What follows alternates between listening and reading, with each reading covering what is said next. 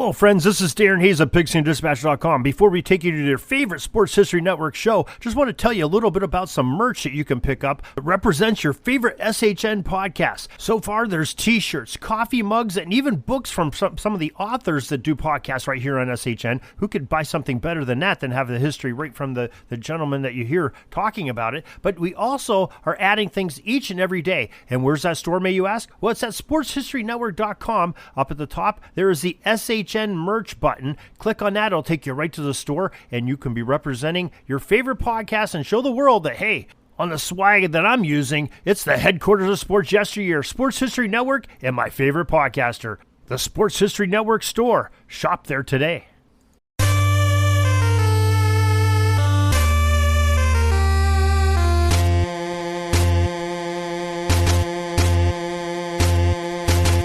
It's time for Lombardi Memories, a show that takes you back in time, into January or February, to the greatest one-day spectacle in all of sports.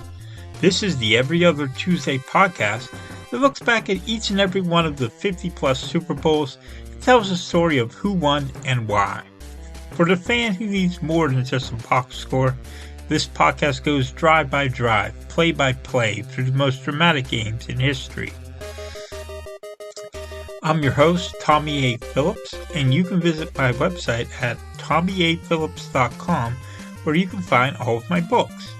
Today we have Super Bowl 44, which was held on February 7, 2010, at Sun Life Stadium in Miami Gardens, Florida, between the three-time AFC champion Indianapolis Colts and the first-time NFC champion New Orleans Saints. As always, we have a pop quiz and then homework at the end of the episode. The pop quiz question for today is, who was the last team to recover an onside kick in the Super Bowl before Super Bowl 44? The answer will come at the end of the podcast. The New Orleans Saints had never been to the Super Bowl before, much like the Arizona Cardinals of a year ago. But in 2009, they put together the most remarkable streak in franchise history, winning the season's first 13 games in a row. Once they reached 13-0, they lost interest and rested their best players, and they finished 13-3. The Saints had such a potent offense that it's hard to find a weak spot on their schedule, not counting the exhibition games once they clinched the number one seed, although no team had ever won a Super Bowl after having lost the final three games of the season before New Orleans. The Saints scored at least 30 points 9 times. They scored at least 45 points 4 times. They were practically the second coming of the greatest show on turf from a decade ago. The Saints crushed Kurt Warner and the defending NFC champion Arizona Cardinals 45-14 in the divisional round. They then played Minnesota in the NFC Championship game. Minnesota Vikings legend Brett Favre threw an interception late in the game with the score tied at 28. The Saints then went on to win in OT 31-28. After decades of frustration, the Saints were finally on to their first Super Bowl. Quarterback Drew Brees had a banner year, throwing for nearly 4,400 yards and 34 touchdowns with a passer rating of 109.6. Running backs Pierre Thomas and Mike Bell combined for over 1,400 yards rushing, plus another 300 yards from Thomas receiving. Their top receiver, Marcus Colston, caught 70 passes for just over 1,000 yards and 9 touchdowns. Devery Henderson was second on the team with 5 catches for just over 800 yards. As for the Colts, they started the season 14-0 and were well on their way to a 16-0 record. Sure, most of their victories in the second half of the season were close ones, but with Peyton Manning at the helm, A perfect record looked in range. That's when head coach Jim Caldwell pulled Manning and the starters out in the middle of the team's Week 16 games against the Jets. Why did the Colts give up? Why? No one knows. Who knows? But they threw away those final 2 games of the season and finished 14-2. The Colts beat Baltimore 20-3 and got a rematch against the Jets in the AFC Championship game. They defeated New York 30-17 to advance to their second Super Bowl in 4 years. Regardless of how the season finished, the Colts looked to be the best team in the league thanks to their stifling defense that perfectly complemented Manning's offense. Manning threw for exactly 4,500 yards and 33 touchdowns. Running back Joseph Addai ran for over 800 yards and 10 touchdowns. The Colts had a pair of players catch exactly 100 balls. Receiver Reggie Wayne and tight end Dallas Clark. Wayne went over 1,200, Clark went over 1,100, but both had exactly 10 touchdowns. Receiver Austin Coley wasn't too bad himself, catching 60 passes for a little under 700 yards and 7 touchdowns. Even Addai caught 51 passes and 3 touchdowns. The Colts were absolutely loaded, with defensive end Dwight Freeney picking up 13.5 sacks.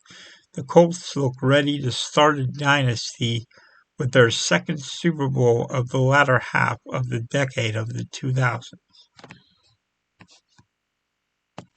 Dallas Cowboys and Arizona Cardinals legend Emmitt Smith tossed the coin, which New Orleans won and chose to receive. The Saints went 3-out on their opening possession, though, and they had to punt. Manning started the Colts out with a 15-yard pass to Clark. He then hit Culley for another first down at the New Orleans 25. Manning got the ball to Addai to reach 20. The receiver Pierre Garçon was unable to catch one on third down. Kicker Matt Stover, filling in for an injured Adam Vinatieri, well, he became the oldest person to ever play in the Super Bowl when he kicked a 38-yard field goal to give Indianapolis the early 3-0 lead. Returner Courtney Roby fumbled on the ensuing kickoff, but the Saints got it back. Breeze then threw the running back Reggie Bush for 16 yards. But again, the Saints offense broke down, and a couple of incompletions led to a punt. Punter Thomas Morstead perfectly kicked one down to Indianapolis 4. Manning got the next drive going with a pass to running back Donald Brown to reach the 15. Addai ran for 16 more through a big hole. Then he followed a block by Reggie Wayne to get 12 more yards. Next, Brown got the Colts about 9 yards, within a half yard of first down, and Addai easily picked that up, going right up the middle, and he got more than just a first down. He got 26 yards, which actually was his longest run of the season. Manning then hit Garçon in the end zone for a 19-yard touchdown. The Colts had matched the longest drive in Super Bowl history, going 96 yards to make it 10-0. Breeze now had to get things turned around. Only one team had ever come back from down 10 points in the Super Bowl, and that was a Washington Redskins team which won 42-10. Now, Breeze here, he got a first down on an 11-yard pass to Colston. Bush then ran a couple of times, and on the second one, he was hit late out of bounds, drawing a 15-yard penalty. Thomas caught a pass and broke some tackles to get to the Indianapolis 40. Breeze then went over the middle for Colston, earning another first down at the 29. The Saints proved unable to move the ball from there, but kicker Garrett Hartley made a 46-yard field goal to get New Orleans on the board. The Colts went 3 and out, and Plumboro, Pennsylvania legend Pat McAfee punted it down to the 28. Breeze went to Colston for 13 yards, then went to tight end Jeremy Shockey for another 7. Receiver Lance Moore broke wide open, hauled in a catch for 21 yards. Colston followed with a catch for 27 yards. Then after the 2-minute warning, the Saints were stuck down there at the Indianapolis 1, but they were having a hard time getting in. Bell tried pounding it in. He got hit for a loss of half a yard. So head coach Sean Payton told the Saints to go for it on 4th and goal. But Thomas was stuffed by linebacker Gary Brackett, and the Colts took over near their own 2. Now, the Colts played it very conservatively, running the ball in 3 straight plays. They came up just short of a first down. That cost New Orleans 2 timeouts, but it allowed them to get the ball back with under 50 seconds to go in the half. Breeze fired to a wide-open Henderson for a first down at the 32. He then spiked the ball with 20 seconds left. Another pass to Henderson ended in bounds. The Saints had to burn their final timeout. Breeze then went to Bush for a short game with 5 seconds left, and he stepped out of bounds to allow Hartley a shot. Hartley calmly made the 44-yard attempt, and the Saints went to the locker room trailing 10-6.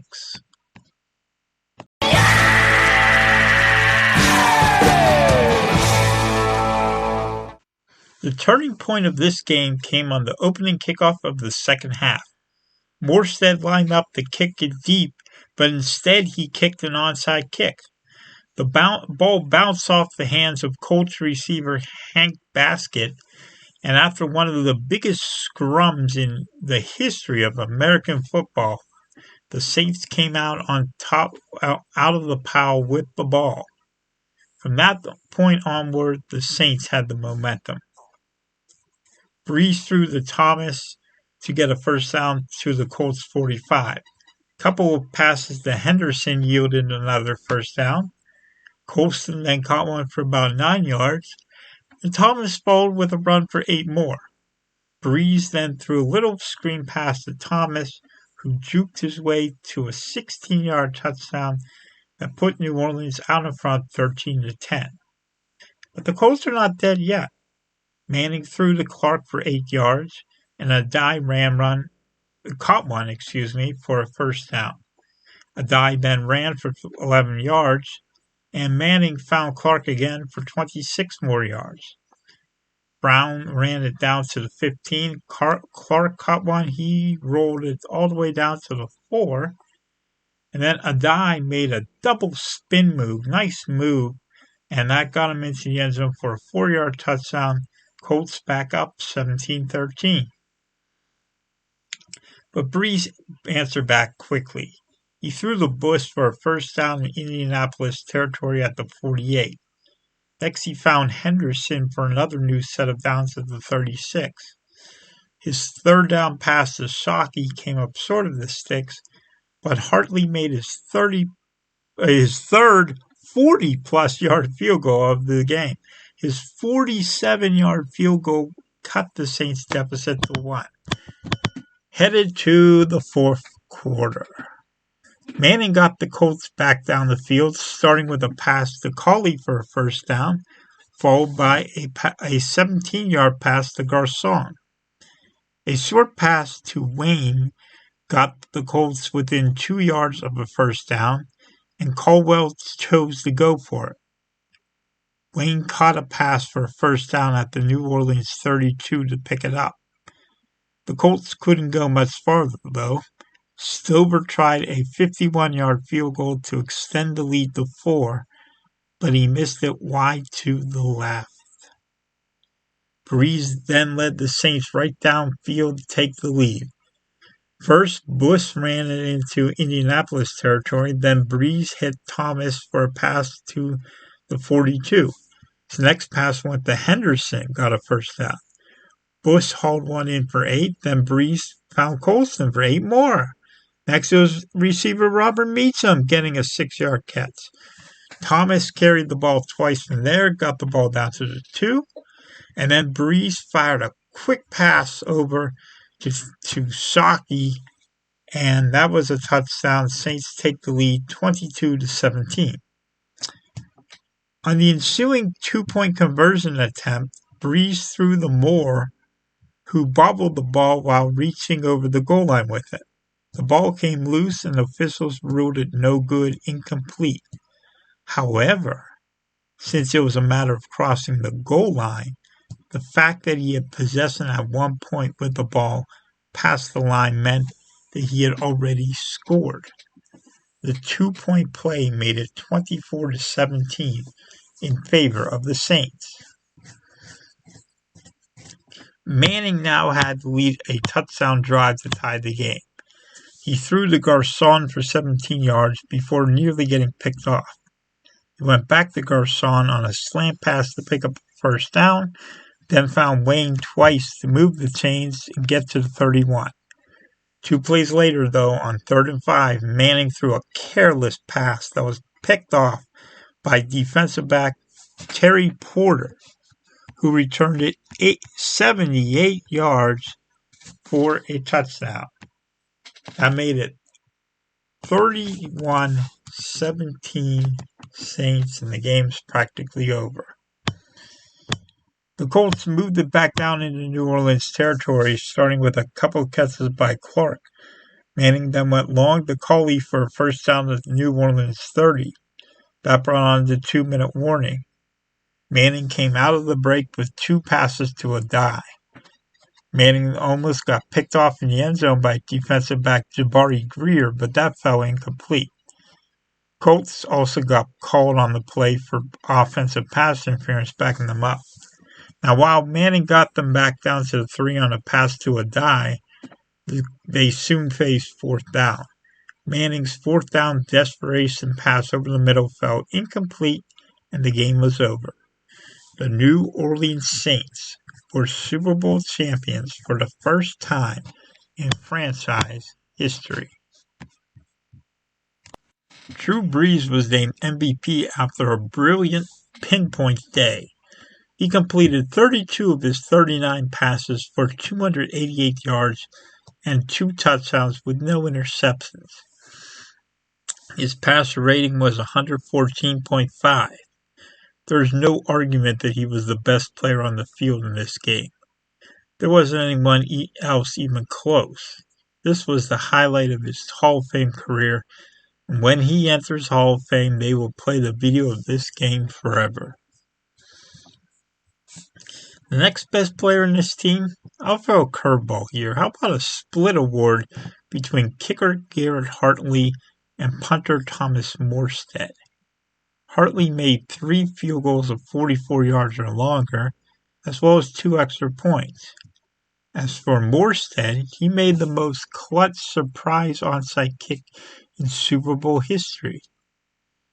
The last team to recover an onside kick, the Pittsburgh Steelers in Super Bowl 30. And that's the answer to today's pop quiz question. The Steelers recovering that onside kick back in Super Bowl 30 as they made a comeback but ultimately came up short. The best player on the losing Colts was Peyton Manning. Yes, he threw a pick 6. He also threw for 333 yards and a touchdown. He wasn't the reason they lost.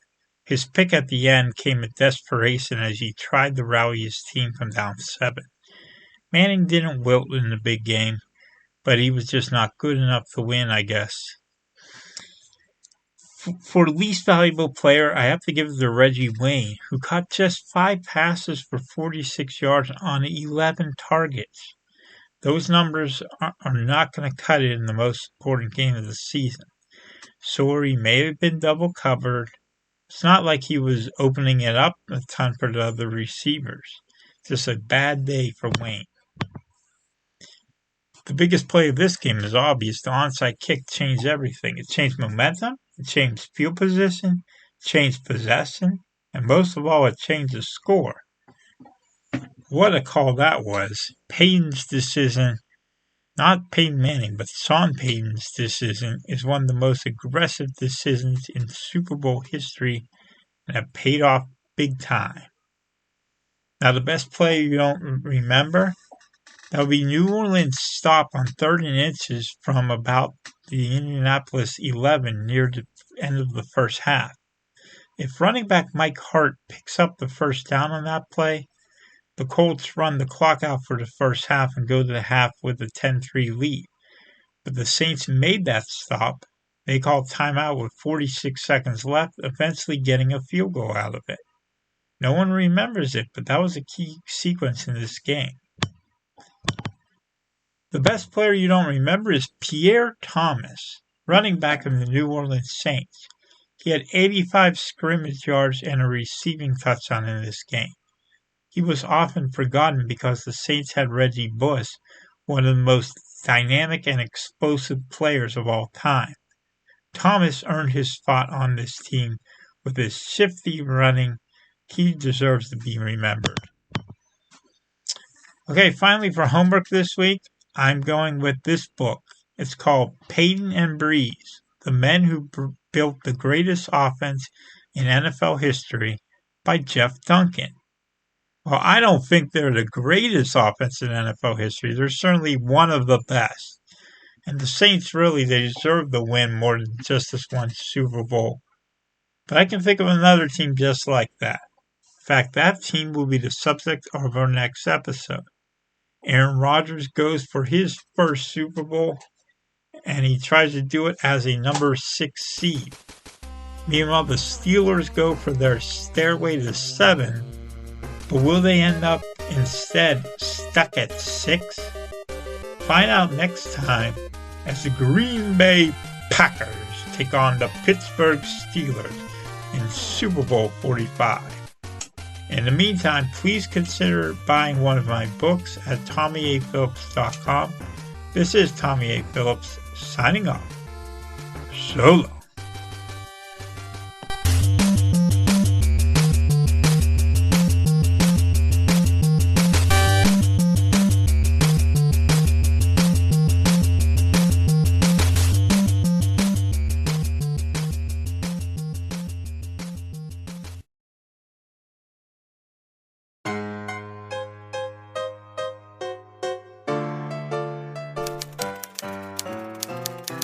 Put up my replica 1909 World Series program poster from Row 1 brand.